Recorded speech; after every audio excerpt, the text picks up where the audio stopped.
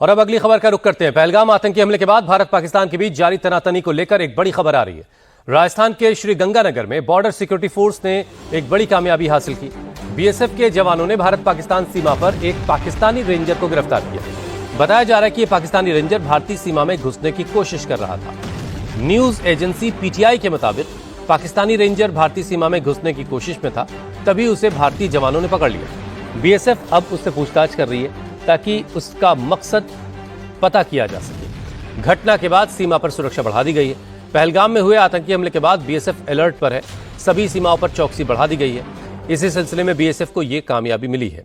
इससे पहले 23 अप्रैल को पाकिस्तानी रेंजर्स ने भी बीएसएफ जवान पूर्णम कुमार साव को पकड़ लिया था। पूर्णम को पंजाब के इंटरनेशनल बॉर्डर के पास पाकिस्तानी रेंजर्स ने पकड़ा और भारत की तमाम कोशिशों के बाद अब तक उनको रिहा नहीं किया गया है। 8 दिन बाद भी पाक के कब्जे में बीएसएफ जवान।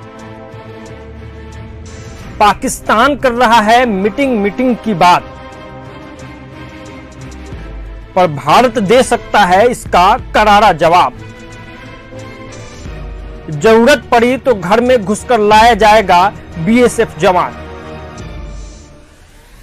सीमा के इस पार तड़प रहा है पूरा परिवार। पिछले कई दिनों से लापता है भारत का वीर सपूत। हर आंख टिकी है उस पल पर जब वो सलामत लौटेगा वतन।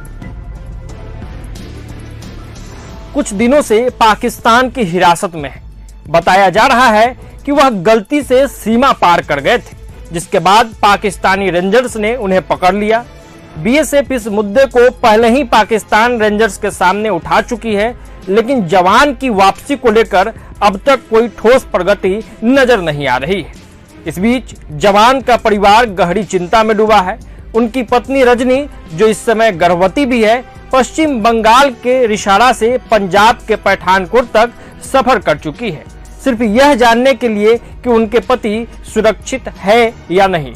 वहां से वह फिरोजपुर गई और बीएसएफ अधिकारियों से मुलाकात की। उन्हें आश्वासन मिला कि जवान की वापसी के लिए हर संभव प्रयास किए जा रहे हैं।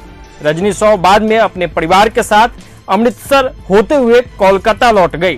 बीएसएफ ने उनकी यात्रा की पूरी व्यवस्था की थी। वहीं अधिकारियों का कहना है कि शांति प्रक्रिया के तहत पाकिस्तान से बातचीत जारी है और उम्मीद की जा रही है कि जल्द ही जवान को रिहा कर भारत सौंप दिया जाएगा।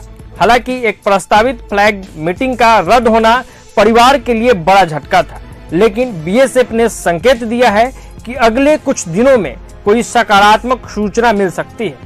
पूरे देश की नजरें अब इस पर टिकी है कि कब हमारे जवान की वतन वापसी होगी।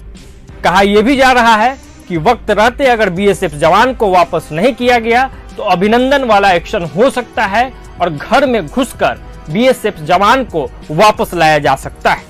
बीएसएफ जवान पूर्णम कुमार साव पाकिस्तान के हिरासत में है और उनका परिवार उनकी सलामती की दुआ कर रहा है।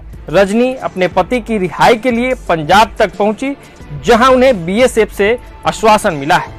अब पूरे देश की निगाहें इस पर है कि बीएसएफ जवान कब तक वतन वापस लौटते हैं। फिलहाल के लिए इतना ही। प्रभात खबर डिजिटल के लिए आदर्श कुमार की ये रिपोर्ट।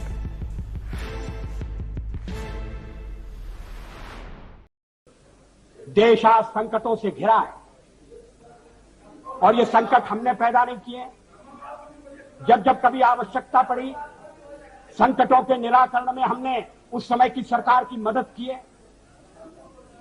उस समय के प्रधानमंत्री नरसिंह राव जी ने भारत का पक्ष रखने के लिए मुझे विरोधी दल के नेता के नाते जेनेवा भेजा था और पाकिस्तानी उसे देखकर चमत्कृत रह गए। उन्होंने कहा कि ये कहां से आए, क्योंकि उनके यहां विरोधी दल का नेता ऐसे राष्ट्रीय कार्य में भी सहयोग देने के लिए तैयार नहीं होता। वो हर जगह अपने सरकार को गिराने के काम में लगा रहता है। ये हमारी परंपरा नहीं।